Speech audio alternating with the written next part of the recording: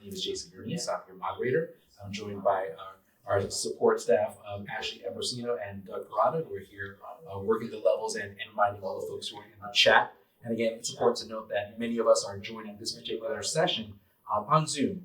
And while there are about 10 to 15 people in our space today at the MCC, there's something in the order, or we're expecting something in the order of 50 to 60, or perhaps even 70 folks online in Zoom. So we're going to make space for folks to have their say and ask some questions of our panel. And hopefully we'll get that done with some folks who are in the space, but also with some of the folks who are online. So that's always an interesting proposition to sort of do a little bit of a hybrid conversation with folks, but we'll do our best to try and get that done for you all today. All right. And with that, I would love to take a moment to then introduce our guests, Professor Waldo Taylor and Waldo Morton. If you wouldn't mind just taking a moment to introduce yourselves and share a little bit about who you are, what drew you to the study of the Black Panthers, and really how do you bring that learning and how do you bring what you've studied over the past into your instruction with students? Want me to start? Okay. I hear the feedback, but that's okay. Yeah. Okay. Well, my name is Waldo Taylor, and I am a professor in the Department of African American Studies here at UC Berkeley. I've been here since 1992. This was my first job out of graduate school. And I say that because in many ways, it was hard to drop down in Oakland, California and not be interested in the Black Panther Party as a historian, even though my work was at the time largely focused on the early 20th century.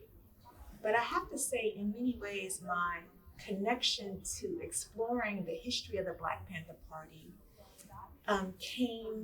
was kind of brought to me as opposed to me seeking out a research project. My dissertation advisor, Gerald Horn, is friends with a film producer named Preston Holmes. And Preston Holmes was the producer of a film called Panther with Mario Van Peebles as the director. And essentially, Preston Holmes asked his friend, Gerald Horn, do you know anybody in the Bay Area who can do some work for this script on the Black Panther Party? And he said, oh, my former student. And so that's how I was pulled into researching the Black Panther Party. And this was in 1995. So I had been here for a couple of years. And I was asked to work with a group of folks who were putting together a film script that eventually became known as Panther. So I would say that's how I was drawn to the party. Okay, my name is Waldo. Where is Waldo? Martin. I teach in the history department here at Cal. And I think I may have arrived about the same time. I had spent 10 long years at the University of Virginia previously. Like Eula, I came to the party in a variety of ways. I became part of a team that was looking at the history of the party in the late 90s and at the turn of the century. I had a former undergraduate, Joshua Bloom, and I had a lot of conversations about the party. And we knew a number of party members. I had previously done some work with Emory Douglas about the visual work in the party. I had talked to a number of people about the party. I am from North Carolina, and one of the important chapters was in Winston-Salem, North Carolina, which is about 20 minutes from my home in Greensboro. And even in my upbringing and in my undergraduate experience, I was at Duke. The Black Panther Party in Winston-Salem made an impact. There were a variety of struggles, labor struggles, a struggle around trying to free Sister Joanne Little from prison in North Carolina. And I knew about the work of the Winston-Salem chapter. And so I had that in my background. And then, but the book that Josh and I ultimately wrote was totally unpredicted. We would just come together and think about what a book about the party should contain, and we had these conversations for 2 or 3 years, and then one day we were drinking some wine at his house, and we can write a book. And so that's literally how it happened. And then we initiated a series of oral history interviews. We engaged a lot of UC Berkeley undergraduates in researching archival evidence throughout the Bay Area. We centered a lot of our work around trying to create a full run of the newspaper and doing all kinds of work, figuring out what was actually in the newspaper, what was being said in the newspaper, and thinking about the newspaper as sort of like, in terms of the archival piece, very, very much to center the voices and the experiences of the party, because that was sort of the official mouthpiece of the party. And then the other piece was doing a number of interviews, talking to folk, trying to bring together existing materials. So that's how that experience went. And I think it took us about 10 years off and on. And then sort of the last 2 or 3 years, the book was published in 2013.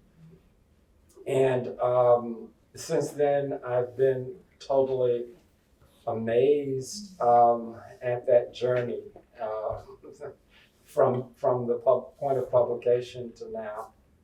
And I think the big thing is that we continue to get inquiries and letters from all over the world, people who are interested in the party, people who talk about how the party influenced them politically in their struggle, in India, in Sweden, and we always find these gratifying. And then there are a new generation of scholars doing all kinds of work, sometimes directly centered on the party, sometimes thinking about different aspects of revolutionary or radical politics in the 60s, 70s, and late 20s. And then the last thing I'll say is that there's this current fascination with the enduring legacy and significance of the party. So there's a lot of conversation and activity, and we do a lot of work there. The really last thing I want to say, a few years ago, a publisher asked us to think about a young adult book on the party, and we could not pull it together because mostly we needed someone to help us to write it, because we're both consumed with what we do as professors. And then we ultimately flashed onto the fact that my oldest daughter is a writer with a lot of gifts. And so we authored a young adult book on the party.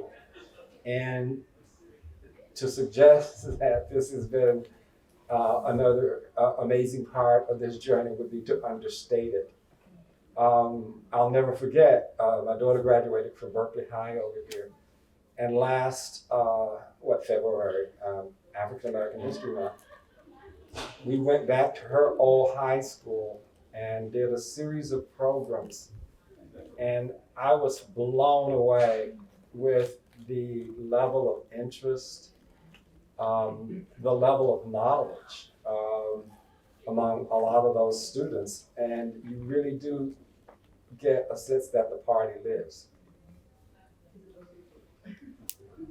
Well, thank you so much for sharing that about yourselves, and I sincerely appreciate your being here today, because on behalf of the ethnic studies educators who are primarily talking or coming to this space from having to design courses and starting to design content for high school, I'm happy to have your ear for the time we have you today, because there are some questions and problems of practice or construction of their courses that I think I'd like to introduce to you and see what your thoughts are.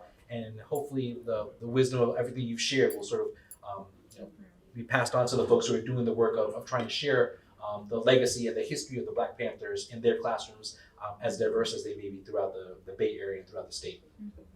So one thing that does come to mind right away is knowing that ethnic studies educators are doing a lot of course construction, doing a lot of thinking about what to make meaning of or have their students make meaning of. There are certain things that professional development providers, people who have some knowledge about teaching ethnic studies in the high school classroom, are advising them to do.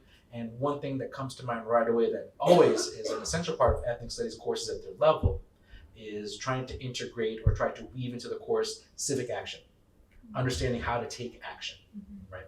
And so I'm hoping that you can share a little bit about the unique perspective from what you've learned about the Panthers in that regard, because of course there are so many community programs and initiatives that the Black Panther Party really had a hand in pioneering. And so I was hoping you could share a little bit about what your thoughts are and how we can understand the historical and unprecedented really impact that the Black Panthers had on society in that regard, taking civic action, and what you've learned and what might be important for these teachers to share. I guess I could start. And I think what's very important that often falls by the wayside when you're thinking about the Black Panther Party is the fact that the majority of the participants were students. Oftentimes, and this I think the work of Robin Spencer, her book on the Black Panther Party, really reminds us that most of the early members were students. They were students at community colleges. They were students at four-year universities. A couple were from high school initially. And I say that because students, we oftentimes only think of the Student Nonviolent Coordinating Committee as the organization with the students, when in fact the Black Panther Party is filled with students. So I would first of all underscore that, because oftentimes students can feel that, well, what can they do as students? Or they can only do so much. And they don't oftentimes see party members as students as well. So I would underscore that. I would also underscore that when we think about the Black Panther Party, we oftentimes, first and foremost, and rightfully so, we go to the Free Breakfast for Children program, right? As the program that they pioneer that eventually becomes absorbed in the, at least in the California school district, right? Wherein if you are in a certain income, you can go to school and receive a free breakfast. And oftentimes, I think if you expose students to the fact that that wasn't always the case, that it was because of community activists, i.e. the Black Panther Party, that the federal government, the state and federal government was forced to deal with the fact that children were hungry in the morning, and that an organization was feeding more children with less than what the federal government was doing with more. I think, so that's a given. That's the one that we tend to go to. But I think it's also important to understand that when you look across the country, whatever the needs were of communities, that's where the Panthers organized around. And so just the way in which Waldo talked about how the North Carolina chapter of the Black Panther Party would have certain kind of community activities versus Oakland versus LA versus Seattle. So whatever the needs were, the Panthers organized to meet their needs. I remember, I think it was, maybe it was in the Carolinas. I can't remember where, the apartments were roach and rat infested. And so the Panthers created like a fumigation program. There was another place, I think it was in the Carolinas, where they needed an ambulance because people could not get to the hospital in time. They wrote some grants and got an ambulance. So I think it's important to understand that if you encourage students to see what the needs are in their communities, that could be a way for them to understand how they can fill in voids, or how their civic action can be a way in which to, if not fill in a void, at least expose it. And by exposing it, can perhaps inspire people to want to do something about it, about the crisis, about the situation. So yeah, I think I'm not quite sure if I fully answered your question. No. Okay.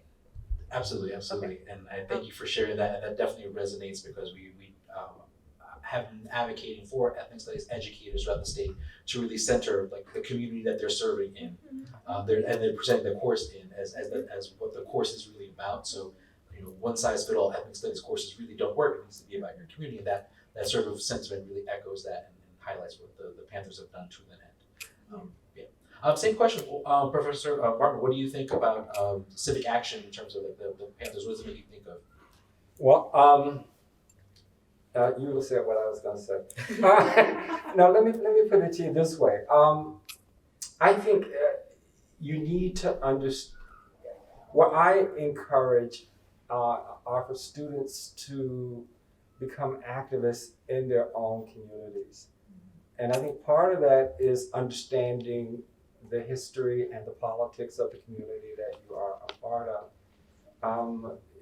There's sort of maybe 15, 20 years ago, there was a movement in civil rights studies to do a series of, local studies in rural areas, in small towns, that would center what ordinary people were doing and how they came to understand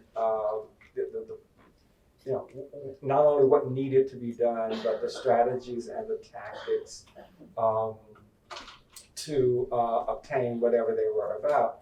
And I think for one of the things I like to do is to get students like Professor like you just suggested, is to think about what are the needs in the community of which you are a part. Because I think that can then be the basis of you crafting programs, outreach efforts to try to build upon that kind of legacy. Because I do think that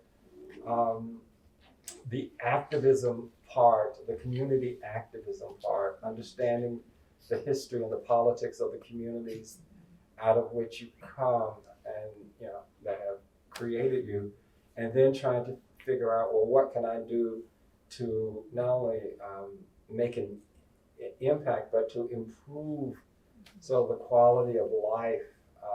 And these can be very basic kinds of things.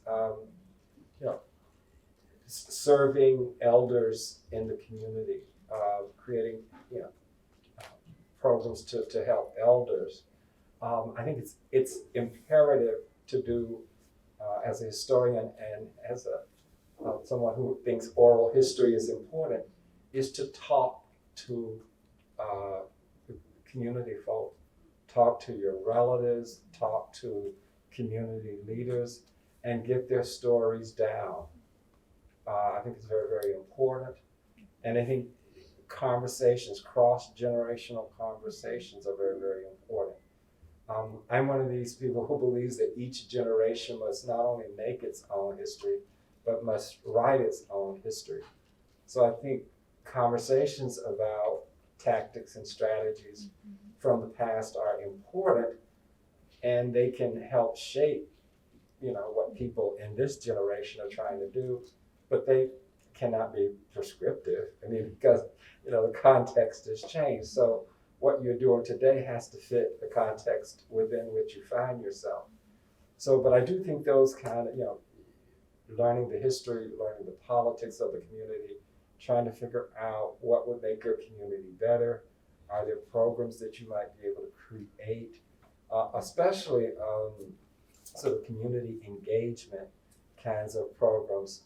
Because to me, civic action is not just about getting people out to vote. I think voting is absolutely essential. But like the party, you also know that there are needs in the community that are being unmet or need, something needs to be done. And so I think part of civic action is, trying to build on that and do some of that kind of work.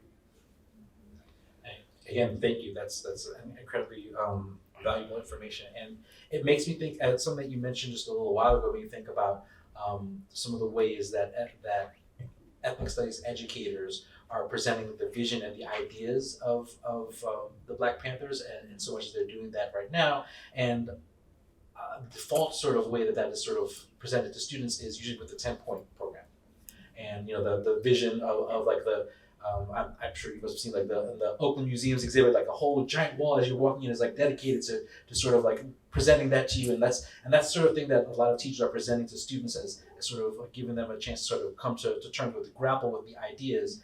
And for my mind, I'm just interested in knowing your opinion. Which of those key demands or which of those parts of that vision really speak to the essence of the priorities for justice, equality, and self-determination that the Panthers stood for, and how might teachers who are trying to teach that vision sort of access it? Like, what's a good place to as an entryway to sort of give students some perspective about what they're learning when they see the 10-point program? When you were talking, I immediately thought, I think at the end it says we want justice, housing. It's like a litany, right? But I think housing is something that anyone living in California understands that we still need it. So I think that it would be incredibly hard for anybody walking around the Bay Area, Southern California, not seeing people on the streets underneath freeways. Just the number of people who are houseless is incredible and so striking. So for me, that part, the whole idea that we need housing in 2023 speaks volumes to me right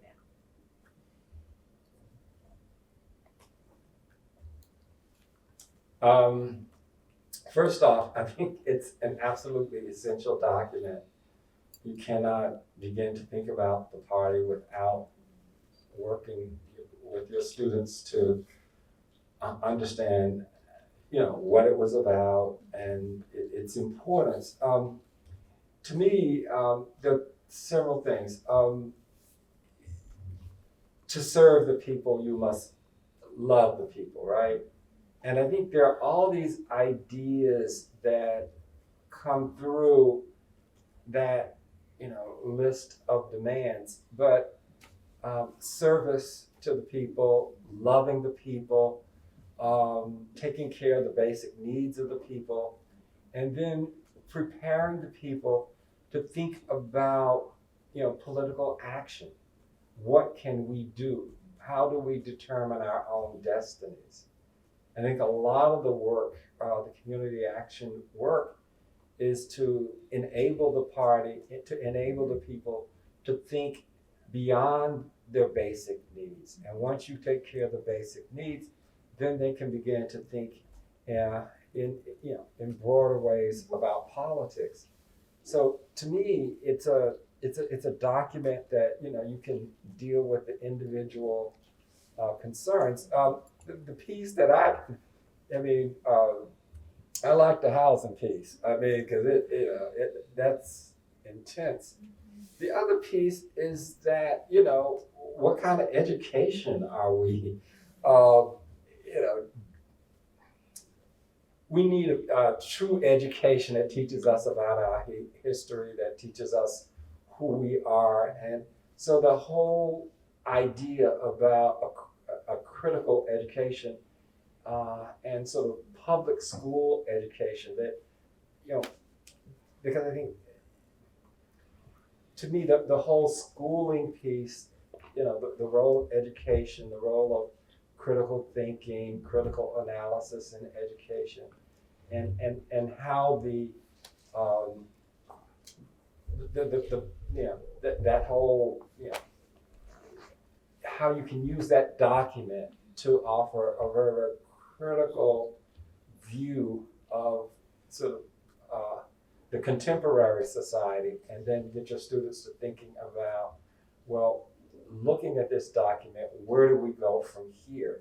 How do we create a world, better schools, viable schools, housing for all, and thinking about the politics surrounding how you might create, equal educational opportunity and results, so it seems to me that rather than just sort of like learning them by rote, what are the politics behind this? Why do these concerns still resonate today? And where do we need to go? What do we need to do to push the struggle forward? So that's sort of the way I see it, as a living document, and sort of and how do we make this living document real for our students? And I like that. I like that, Waldo, because I was also thinking about how, you could also teach it around human rights. So while the Black Panther Party for self-defense was created out of the conditions of Black urban life, the 10-point program really is about human rights that anybody walking the earth should have access to, particularly in a country of wealth. So I think that could also allow the teachers to kind of shake loose from race in a way to expand to structural kind of concerns. I think that could probably be kind of interesting in the classroom. Yeah, absolutely. That really makes me think about all the ways that learning the history and learning the wisdom of the Black Panther Party and what they've contributed also lends itself to some of the broader themes and things that come into ethnic studies courses, but just instruction in general. And just hearing you talk about Professor Waldo, about like the connection and what it highlights about people. And emphasizing and centering people in the narratives about the Black Panther Party. I think that really is key for educators who are doing this work about figuring out how to share this history with folks.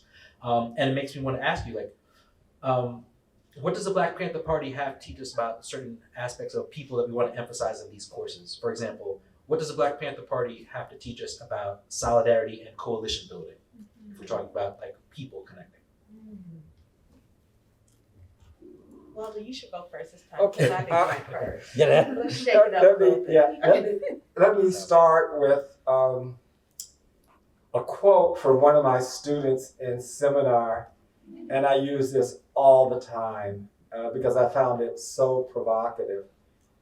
And he said, we were talking about, I think probably about the Asian American movement, but she was Filipino American, and she was thinking about sort of the tensions within the farm workers movement, between different elements in the farm workers movement.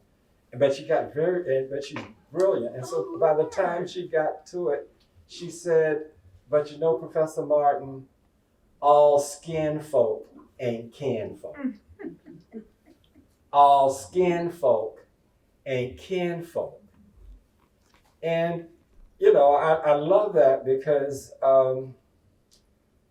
the party, was committed to working across all kinds of boundaries, working with radicals, revolutionaries, class-based, ethno-racial-based, third world-based, trying to push forward a progressive agenda. And they were never a separatist organization in the sense that some Black Power, some Black revolutionary organizations were. And they saw the value and practiced sort of politics that way. And to highlight just one example, a former student of mine did a fascinating book thinking about the relationship between the party and the United Farm Workers. A lot of people don't know that, a lot of the struggle is people showing up. We need some bodies on the line down here at 5 o'clock in the morning. Who you gonna call? You call the party. The party's gonna be there. They are down with the struggle. And, people like to talk about Cesar Chavez and Martin Luther King Jr. But the reality is, all those foot soldiers are vital to understanding the movement too. So I like the idea of just thinking about this from that point of view. Too much of the history for me is about not only sort of the big men or the grand figures, but we don't know enough about the ordinary folk doing extraordinary work within these organizations. And that to me is something that I really want to emphasize. That there are these recent,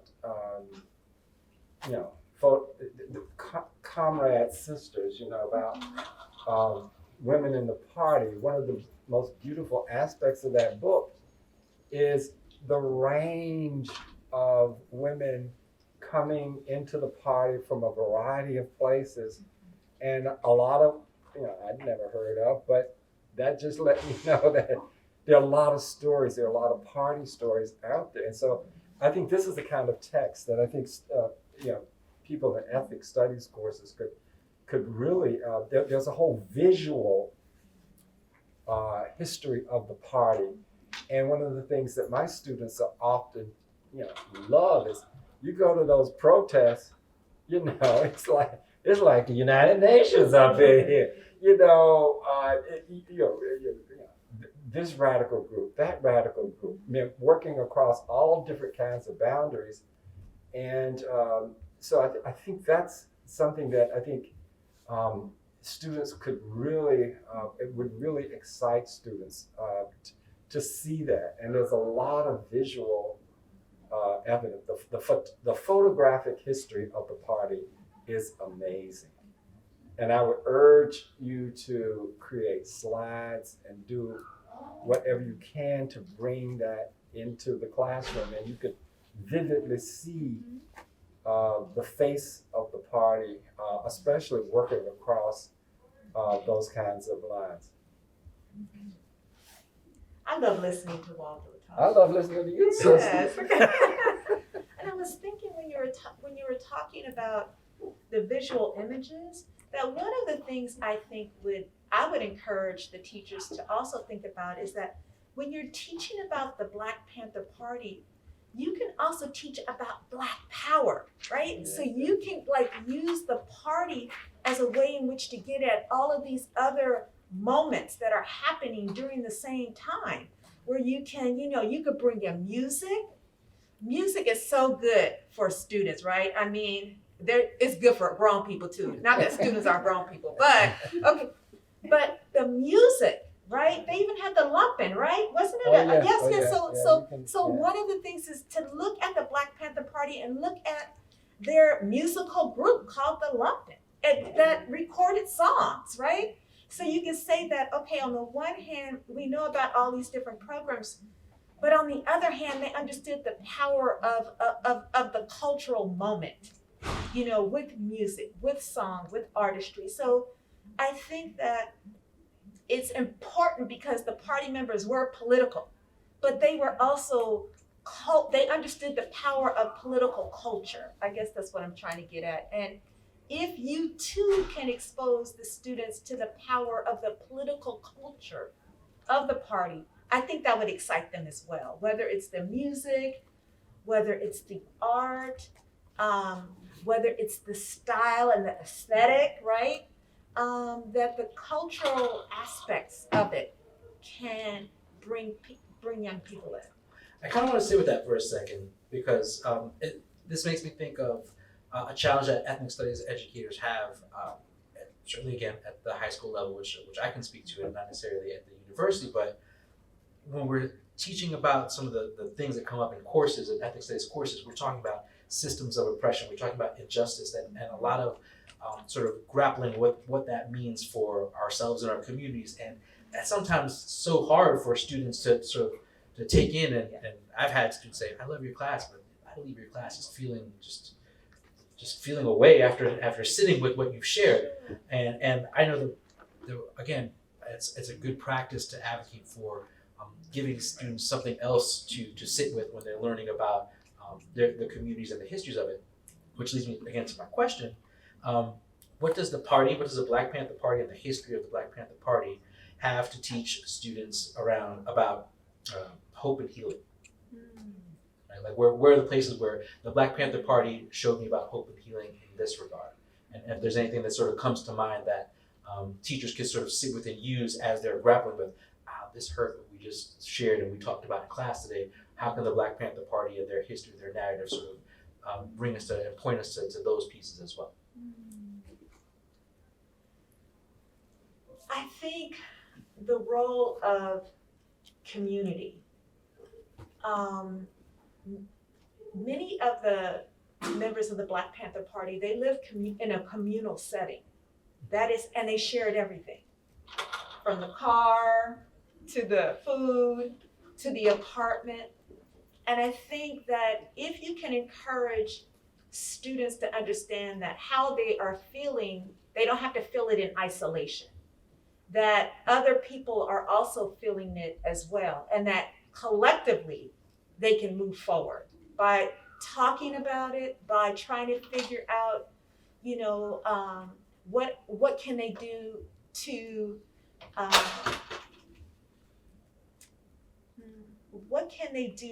figure out how to snatch some joy in the midst of it all. Because the fact of the matter is, the party members had fun. Okay. They had their parties. They had celebrations of birthdays, of children being born. And I think, and the celebrations didn't happen under perfect conditions. They didn't happen under moments where there was no chaos. Sometimes it was in the midst of the chaos, right? And so I think that maybe one of the big takeaways is that one can't wait for everything to be perfect in order to figure out how to embrace happiness and joy and peace. That one has to figure out, in the midst of the chaos of living under the conditions that we do live under, how can you incorporate what brings you pleasure in your daily life? Whether it's through music, whether it's through, one's own production of knowledge, whether it's through writing poetry. That could even be a way to encourage students, because the Black Panther Party newspaper had all kind of poets publishing in there. And if you can see, I had to talk my way through it. Okay. The Black Panther Party newspaper had all kind of poets, right? And so maybe you could even encourage students to write poetry about how they're feeling, right? Or to even write poetry where they can liberate their own dreams. And they can think about, well, what would be the important aspects of the world that I would want to live in that aren't currently here? So I think, maybe free writing and poetic verse might be a way in which to encourage students to understand that hope and joy were also in the midst of party members' daily lives. Yeah, the term that I like, and you just offered a very vivid description of this, is comradeship. Mm-hmm. You are part of this group, we're in this together, and it creates this bond. Mm-hmm.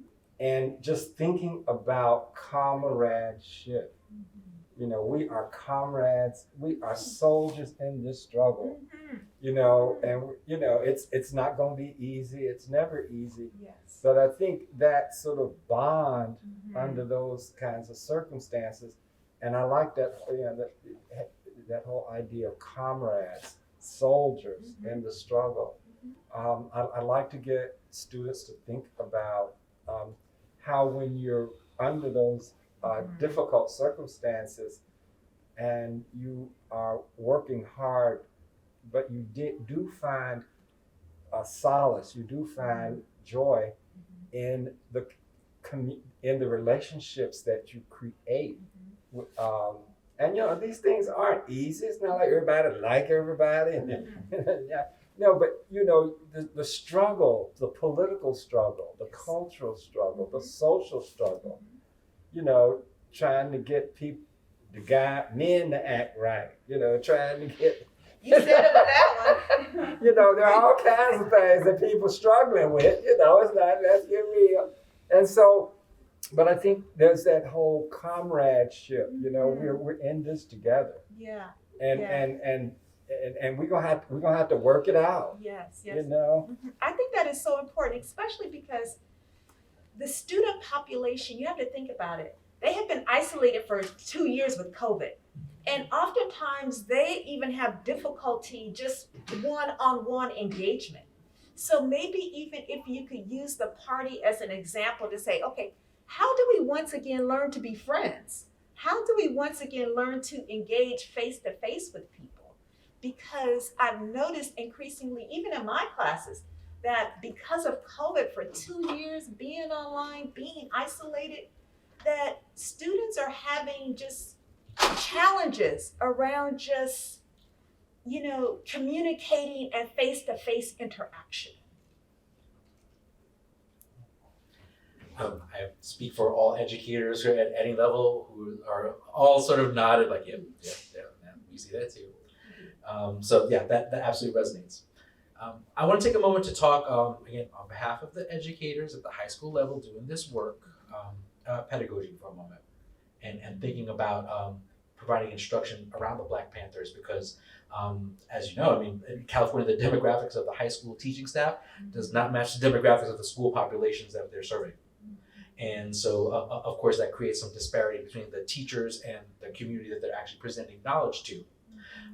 And for some educators, again, I work in a lot of different places, and that's a point of anxiety for them. Like, hey, as a white teacher, as a Latinx teacher, as an Asian American teacher, should I be teaching the Black Panthers, or what should I be teaching about the Black Panthers or Black communities in general, knowing that this is not my history, I'm not coming from a place where I'm speaking my truth, I'm speaking somebody else's story.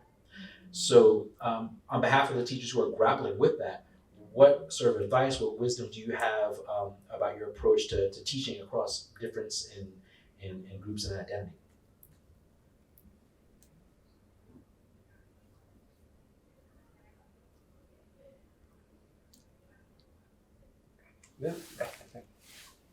This is, how would I put this? I see the history of the Black Panther Party as American history, as U.S. history, as global history. And I think what we need to understand is that the history of the party opens out. It's not closed. It's very, very open. And so you come to it with what you have through the window of your experience.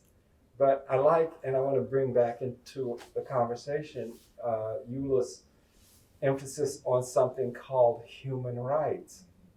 There is a core humanism in terms of what the party is about that you should be able to teach. And, it's not on some level it's a Black thing, but on another level it's a very, very human thing. And so I think they're just thinking about sort of that larger, broader, connected way of how these experiences play off of one another. And the other thing that I think is useful with this is to think about and use the experiences of different party members who, people who worked with the party, active in the party, but, were not quote unquote Black, and thinking about that kind of work. Richard Aoki, an amazing Asian American radical brother. I love to tell the story. I met Richard at a whole bunch of parties when I was a graduate student. I didn't even know the brother had radical politics. I just know he was sitting over there in the corner carrying on. And then when I came to understand that he had grown up with Huey and he just ran with everybody. And that world the fertile world that creates Bobby, that creates Huey, and needs to be understood, and people having friends and interactions across boundaries. How all of this is very, very important. Another thing, Josh and I really sort of thought this was very important. If the party had not had wide support, not only within elements of the Black community, but outside the Black community, it never would have gone very far. And the party resonated. Well, why did it resonate with poor whites in Chicago? Why did it resonate with radical students at Cal? And just thinking about that, core human element that the party was about. They were not, as I would reemphasize, a separatist, sectarian organization at all. And I think once, that sort of openness within the party hopefully can allow people to think about, how do we bring different experiences? The Chicago chapter, with its Rainbow Coalition, thinking about structural issues and doing all kinds of radical political work. It might be another way to engage people around that aspect of the party and get them to understanding that, you don't have to be French to teach French history. You don't have to be German to teach German history, but you do have to have knowledge, you do have to have sympathy, you do have to have empathy. And if you have these kinds of qualities and you demonstrate these qualities, I think students pick up on that. But I'm not saying it's going to be easy, but I do think that I've always thought that if you yourself are genuine in your commitment, then people pick up on it, If you fronting and faking, everybody know that. It's like, so be true to yourself. That's all I can say. Professor Taylor? I think you're absolutely correct on that, because students, as you guys know, are, they're reading you all day long. Okay. They're reading you all day long. They're reading us all day long, right? And sometimes they read us correctly, and other times they have us totally misread. And with that, I think that if I felt uncomfortable, and sometimes I do feel uncomfortable in the classroom, I try to just address the elephant in the room right away, as opposed to pretending like it's not in the room. And so by doing that, I think that if by doing that, I think it just gets it out of the way. So one of the things when you were talking, I was immediately thinking about the Eyes on the Prize where I think it's right when they come, I can't remember, but there's a scene where Bobby Seale is having a news conference and he says, people are going around saying we're racist. We're not racist, we're anti-oppression. And so it's like, if you could show that scene, right, that the Black Panther Party is against oppression, and so am I. And so it's like, you connect with the party on that level. It would be very, very hard for the students not to understand why you are in a good position to help them learn about it. So I would just address it if it needs to be addressed. And I think the key is just the way in which, we're in the classroom and, it's a space where you are incredibly vulnerable. Even though students will never really understand how vulnerable we are, right? I mean, if I'm teaching about maybe an area of slavery that I don't know very well, there might be an assumption that I will know it because I'm an African-American historian, but in fact, I don't. I'm learning it with them. And so I think that the whole assumption that one will know more because they are, have a particular embodiment, right?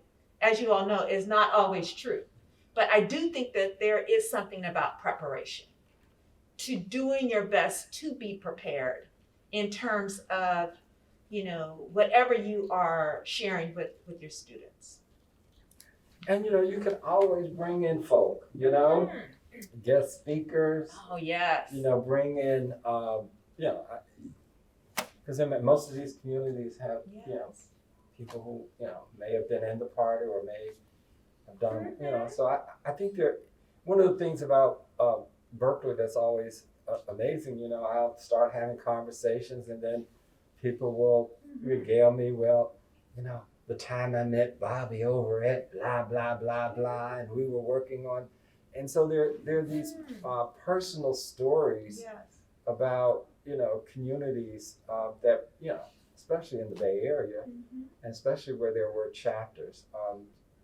I've met people of all ethno-racial stripes from Seattle who tell all kinds of amazing stuff about politics. My co-author on the Black Panther Party book is from New Haven, Connecticut. And the history of the party in New Haven is very vexed, very fraught, but it is very revealing of sort of how a white radical revolutionary left and sort of radical Black politics engage in a very, very complicated way. And so, just getting students to understand that people are engaged in that kind of struggle in a very, very personal kind of way. Josh likes to tell the story about how his mother was scaling the wall. She's pregnant with him. One of the reasons he's so radical is because she was climbing the wall at one of these protests with him in her belt. I'm not sure if that's all that true, but people like to tell these kind of stories. So to me, keeping it real. I mean, for your own sanity. I heard that. I mean, and I agree. I don't like, something will come up in the classroom around. Oh, let me give you an example. Okay. So with my students, we were talking about, language in hip hop, and I said, you can say what you want to say, you can do what you want to do, but there's one cardinal rule in my classroom. We do not use derogatory terms for women up in here. I live in a house of women. I have a granddaughter. I cannot. That's a line for me. So, and a student turned to me and said, no bitches and no hoes. I said, damn straight. Not up in here. You know, Yes. and so, you know, and people try to, oh, Professor Martin, yeah, damn straight. You know, there are bright lines around some of these things. I mean, you have to have some principles around some of this stuff. You do. But I mean, and for me, that was sort of like, they said, well, can't we sort of own our blah, blah? You can own it. You can do what you want to do with it. Just don't use that word up in here. You know, and so, you know, that's just me. I have to keep it really real for me. Yes. You know, I find that I Yes. can't deal with that. Yes. Yes. You know? All right, so my colleagues would just have their way with me if I didn't take a moment to ask this, because educators are always looking for resources, always looking for sources, they're always looking for something that they need to be pointed to be able to help them sort of to do some of the thinking that they're hoping to encourage their students to do. So, I mean, considering the party's rich history and the available resources, of which there are plenty, Yes. what are some really, to your mind, we can go on from naming them for days, like maybe like 2 or 3 like essential materials that like for the high school students, they should really be introduced to this. Like what are some like really essential materials if you had to name just a couple, because I know that you could probably name quite a few. Reading material or visual? What all of the above, whatever sort of strikes you as something that is essential, foundational, like you need to have that in order to do this in a way that makes sense for your kids. And accessible to where they, because Sure. I think that's important. I really like to use the Eyes on the Prize. I'm not sure which one it is. The one on Fred Hampton. Mm-hmm. Which one would that? I can't remember which Yeah. one. It's not Power. It's it's the Eyes on the Prize where they engage the FBI, COINTELPRO, Fred Hampton. I think that particular video allows you to do a whole lot of things around the counterintelligence program, around a leader outside of California in terms of Fred Hampton and the way in which he was able to inspire people in his community. What happened to him in COINTELPRO eventually moves into the prison population. And so I think you could do a lot with that particular video. Okay, I want to say two things that I've already said. One is Freedom, which is the young adult version of a young adult history of the party, will be coming to a bookstore near you in February. Jetta Grace Martin is the lead author, and Josh and I, were we help. And so because I mean it's written at that to engage the young adult reader. The other thing that I mentioned earlier, I like the idea of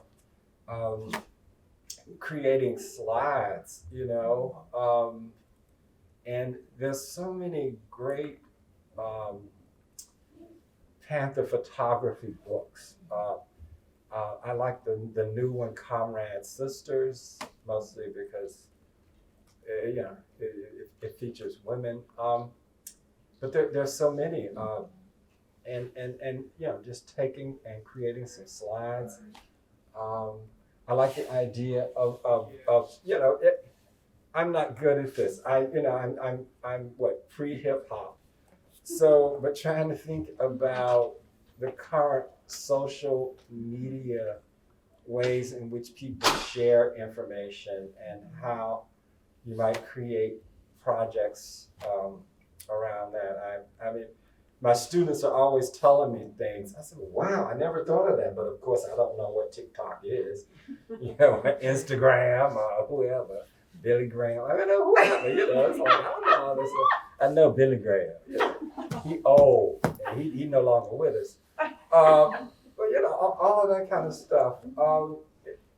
And we were having an interesting conversation today about, you know, what hip hop turned 50 or something like that, they say. I think it did. Okay, so what I was trying, and I'm looking at my students, I said most of them were born, you know, in this in this century.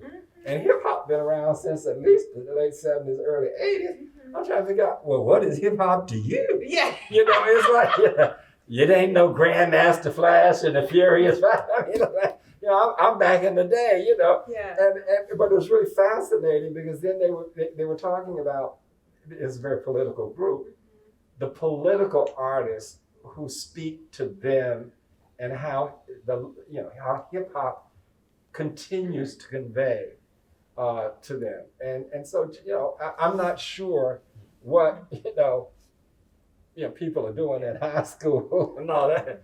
But, you know, my understanding is that, you know, there's still some conscious hip hop. There's still some, you know, spoken word. There's still sort of poetry for the people.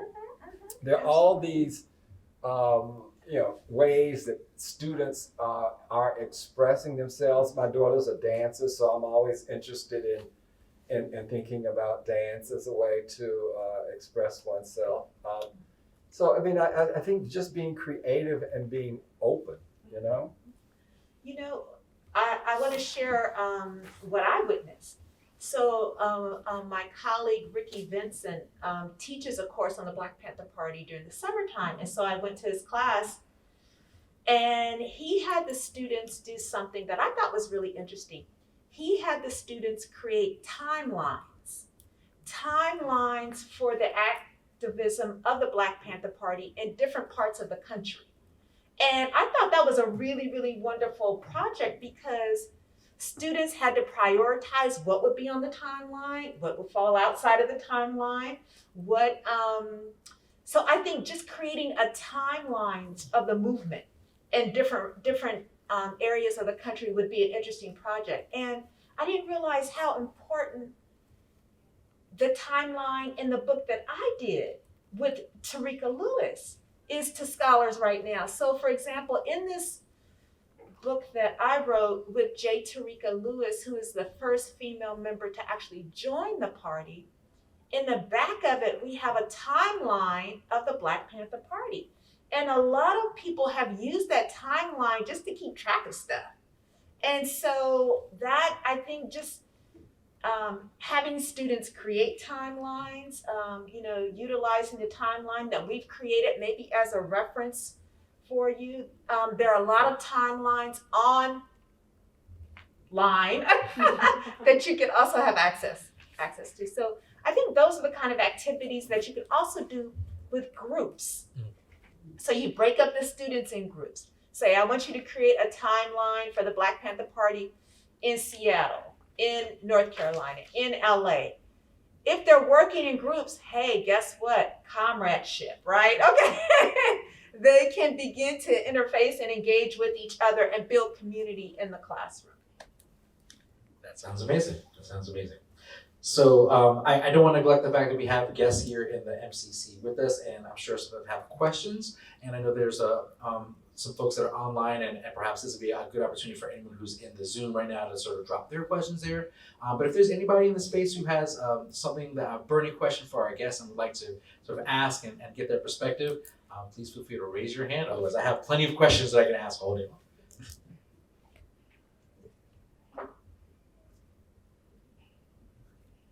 In high school classrooms, this is the patient-teacher wait. We'll wait. And I think we should mention the amazing work that you're doing on the Oakland Community School, because I think a lot of those resources are increasingly online, and I think the teachers could. So if you could, you want to take this? Whoops. As I said, I keep it real. And identify yourself, so and your project. Sure. Hi, my name is Angela LeBlanc Ernest, and I'm a Black Panther Party historian. I do research I started off doing work on women in the party when I was an undergrad, and I continued.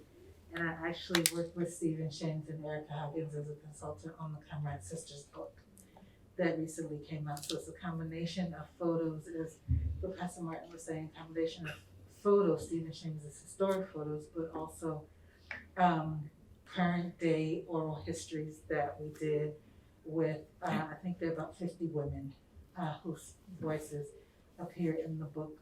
And so I've done a lot of work on women, but for about 5 or 6 years now, I've really focused in on recovering the history of the Oakland Community School through the eyes of the participants themselves. Like Professor Martin mentioned, I'm a big fan of oral history. I think it's so important to capture those stories and to hear how the people who were there experienced the school. So I have something called the OCS Project, short for the Oakland Community School Project, and you can find it online. It's ocsproject.org. And so it's a multimedia project where I'm trying to pull together oral histories that were filmed. Some were just audio only, but also pulling newspaper articles from the Black Panther Party newspaper, which is the one source that is extremely, extremely good at documenting its own history, in addition to, I don't know how they did it, but in addition to, all those global movements and national movements. So the Black Panther Party newspaper is an amazing resource for students to use because there are visuals all throughout, but the editors were journalists. They were trained journalists, and some of them learned on the job. So I remember when I was in school, they were saying to be cautious because it's a source that's put out by, so they want themselves to look like that. And it's like, as years have gone by and I've continued to return to that newspaper, they were journalists who were telling a story, and they did a pretty good job of it, I think. So that's a source for your students. It's a primary source. And I know a lot of people don't like to go to primary sources, but I think that that's a way to encourage them to think individually and critically. So my focus is looking at the history of the school through the eyes of the teachers, the parents, the community members who support the school, and primarily the students themselves. So it's an amazing experience that I'm having doing it. It's like a family reunion, meaning, when I let one person know that I interviewed a particular teacher that was a favorite teacher, they want to be put in touch with that person again. So again, it's the family. It's the way in which the Black Panther Party approached, it was a worldview, the way they were trying to create what they were proposing. They were trying to live it out. And so this year is the 50th anniversary of the school opening in East Oakland. It's International Boulevard now, but it was located at 6118 East 14th Street. And so one of the things I'm doing this year to commemorate the history of the school is I'm hosting monthly, I call them archivist conversations on my webinar platform. And it's the first Saturday of each month. I actually did the first one not on the first Saturday of October, but this past Sunday, because Stanford has audio. They managed to preserve the audio of the grand opening dedication. And if you go to Stanford and access that material, you'll hear a young Bobby Seale talking about the purpose of the center in the school. You'll hear a young Elaine Brown. you'll hear Erica Huggins, who was not then the director of the school. The original director was Brenda Bay, but Erica reading 2 poems that she wrote and dedicated to the students. So again, primary sources are kind of how I like to approach the history. OCS, the OCSproject.org. And you can also email me at info@angela.leblanc-ernest.com and ask me whatever questions you have. I love connecting with educators, and if there are resources that I think would be useful, I can share them with you if I know where they are, if I have them. So. Oh, wow. Thank you so much. That's amazing. I appreciate that. And for those of you who are tracking it, I think that we can make sure that the website and the email address was something we can capture and share. That's for sure. So yeah, thank you. Before I bring it back to our guest again, any other questions and the opportunity to have your say, or just some things that you're wondering or that are coming up for you as you're hearing the speakers? Yeah.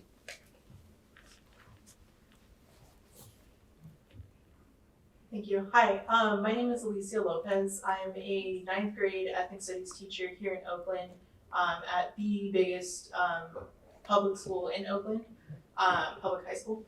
And right now we've just begun, my colleague over here, we've just begun our unit on collective success with, and we're highlighting the Black Panther Party for this time around as we're teaching collective success.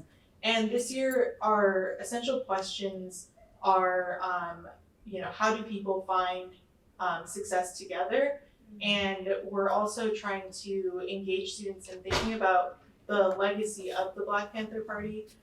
So towards the end of this unit, we'll be asking students, what is the legacy of the Black Panther Party? And I know that question can be answered in so many different ways, especially as we're talking about community and education, and what most people think of when they think of the Black Panther Party, self-defense. And I was kind of wondering what your answer to that question is what is the legacy of the Black Panther Party?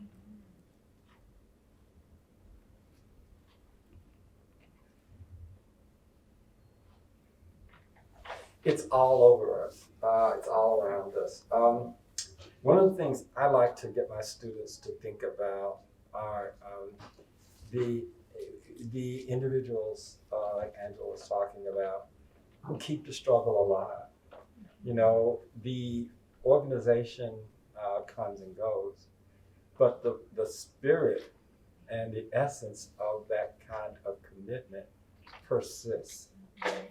And so the success is that the party lives, to me, and that the ideas that animated the party live. The other way that I like to think about this is that the party has lives that no one could have predicted. To think about something like Black Lives Matter without understanding that there is a history of resistance, there's a history of struggle, and that a lot of the people who are part of that particular movement were very much aware of the party.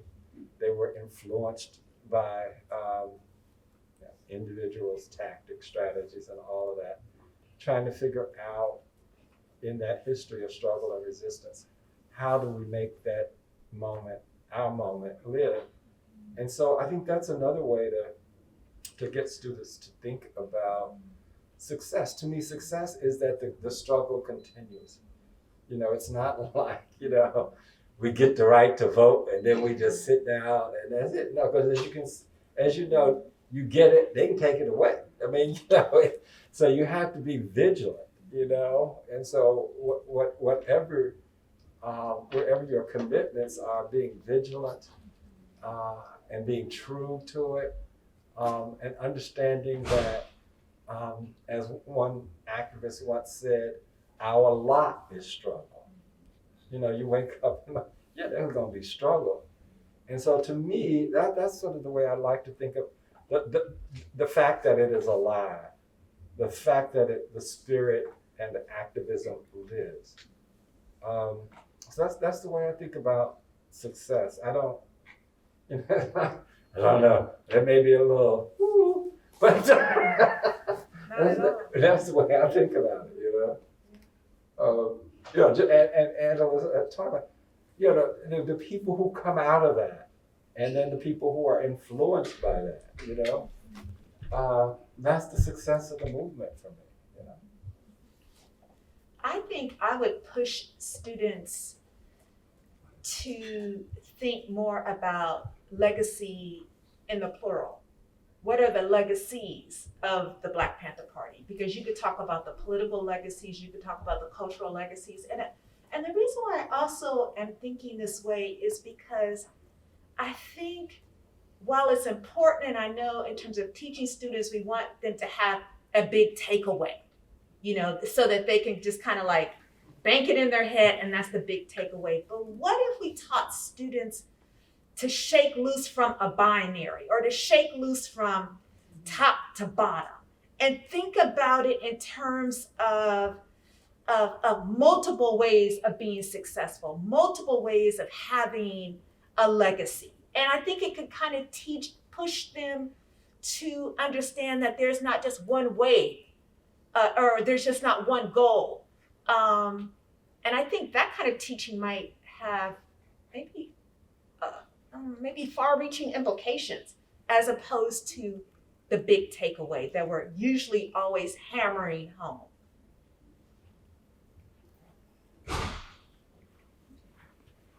All right. How you doing? Oh, Hello. Peter, hey. So thanks so much for your talk. Appreciate always hearing you. My question is, and it's kind of building off what you just offered, is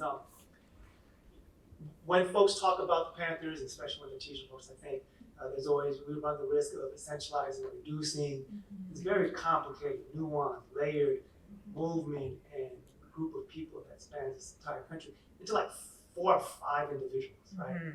And we reduce them to, or the media reduces them to angry Black men with guns on Capitol steps, when we know that it's so much more.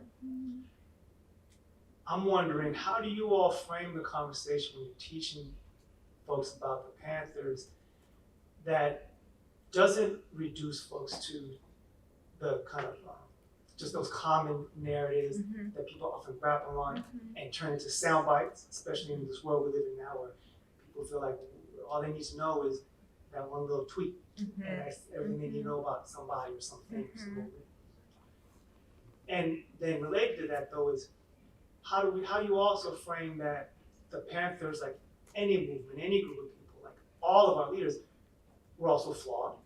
That all our movements are fallible, and we know about the things that we've learned through, like the work of you all and others, about the challenges that are internal to the party, but it doesn't necessarily take away from what they've contributed, what they've brought, and that in this day and age where we're so quick, and the young people particularly so quick to cancel folks, the moment they hear something that doesn't jive with the ideals or the values that get pushed. How do we grapple with that complexity? Teach young people, say, we got to wrap our whole hearts and minds around the complexity of these people in this movement and pull out the value, but not be afraid to not touch the things that were also challenging and disruptive. Because I think sometimes when people will err like, let's not talk about the bad stuff, they'll really tarnish that legacy. But that also I don't think is completely productive. So I want to ask, how do you approach that kind of tension? I think that's a wonderful question. My initial response is, I do this a lot in my class. I really ask my students to be self-reflective.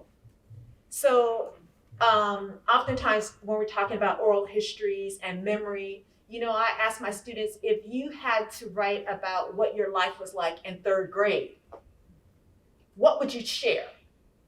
What would you select? And so to force them to understand that, even in their own lives, they have things that they don't want other people to know, right? They have things that they would put to the foreground, or they would put to the center because it makes them look good. And so I usually start there so that they can understand, just the way you're complex, they're complex too.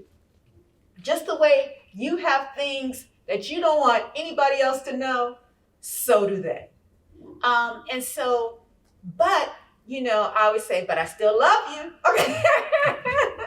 I still love you with all of your complexity. I still respect you with all of your complexity. I know that you have something that's going to transform the world with all of your complexity. So let's look at these figures in a comparable way. So that's how even in my classrooms today, I kind of, put the onus back on them to understand that even in their young lives, they have a level of complexity.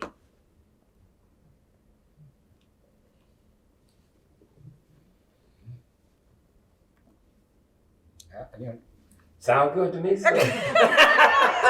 No, I mean, my thing is, especially, I try to tell them. I've always felt that the truth, and an age-appropriate truth, is the way to go. I mean, I don't sugarcoat it. I don't try to make it something it's not. And the other way that I tend to try to get them to think about this is, you can almost, I don't know of any historical figure who is not flawed. I don't know of any movement that's not flawed. And so, I tend to move across time and space and think about, how imperfect people make movements and do what they do within the constraints.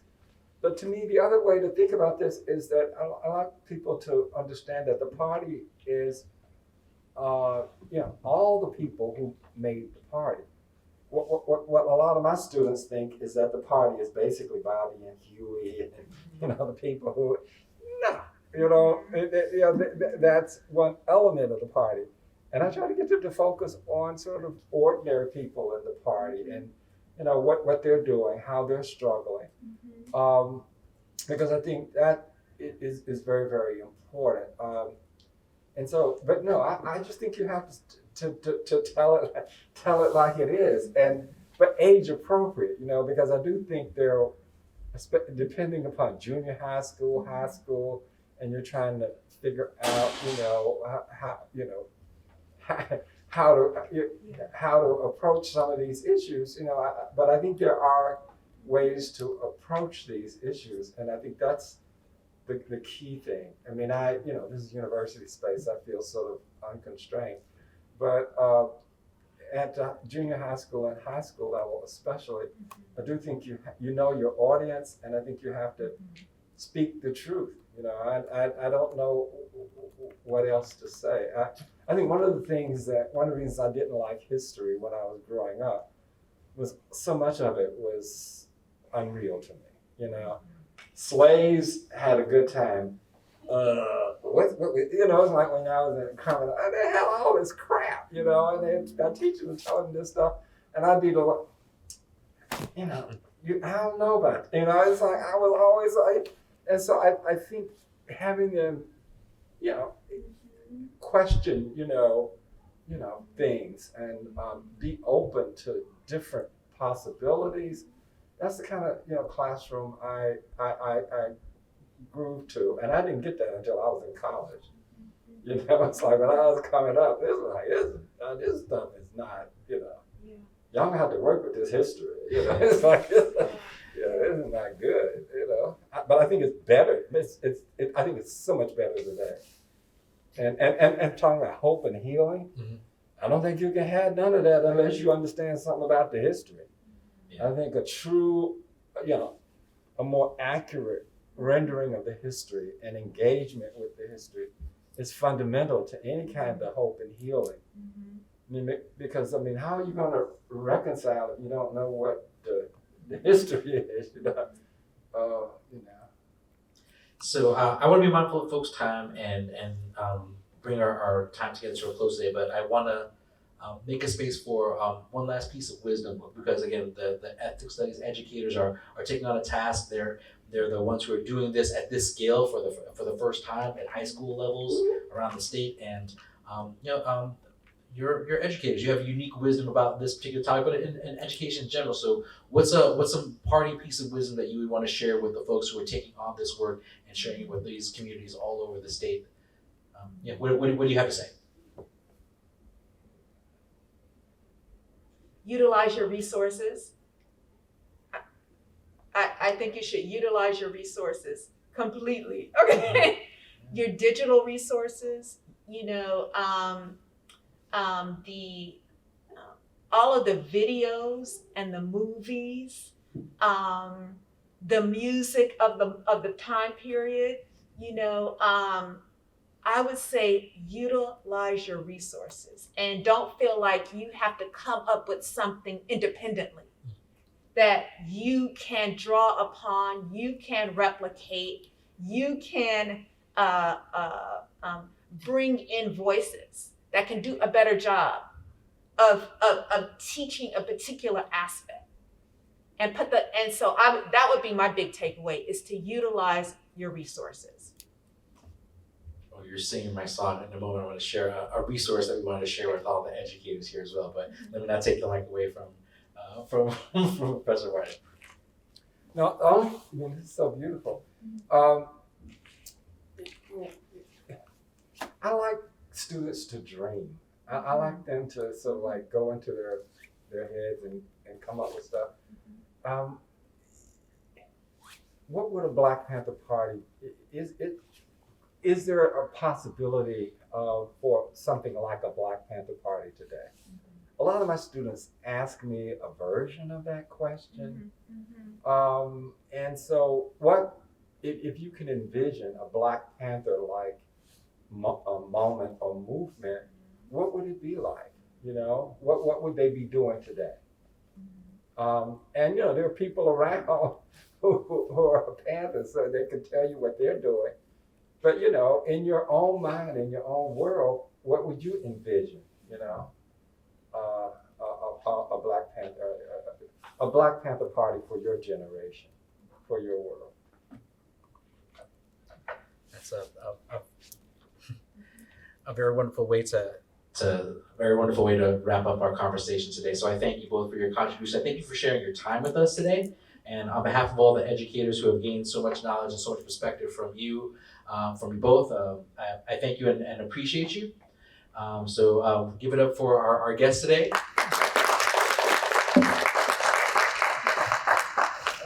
Thank you all, and on behalf of all the folks online as well. And speaking of online, Ashley, you can share the other screen that we have a resource that is made available for ethnic studies educators right now that we're piloting. It's a hub of all the resources we can sort of cobble together, and that QR code is basically taking you to a demo page where we're sort of piloting what it might look like to sort of have as many resources we can gather from as many different places that are vetted by folks at the history department and the ethnic studies department and the American cultures, and sort of being mindful of the fact that and the realities of classroom experiences of teachers at the high school level. What are the resources that might be good for you all to use? So you'll see it's a survey form that with a link to the larger resource, and we're hoping that you can give some feedback and hopefully contribute some sources that you think that other educators might want to take advantage of as well. So please feel free to use that. But once again, I thank you on behalf of the UC Berkeley High School Ethics Studies Initiative. Thank you for your time and your space and your energy, and looking forward to seeing all the great work that we do for our students going forward.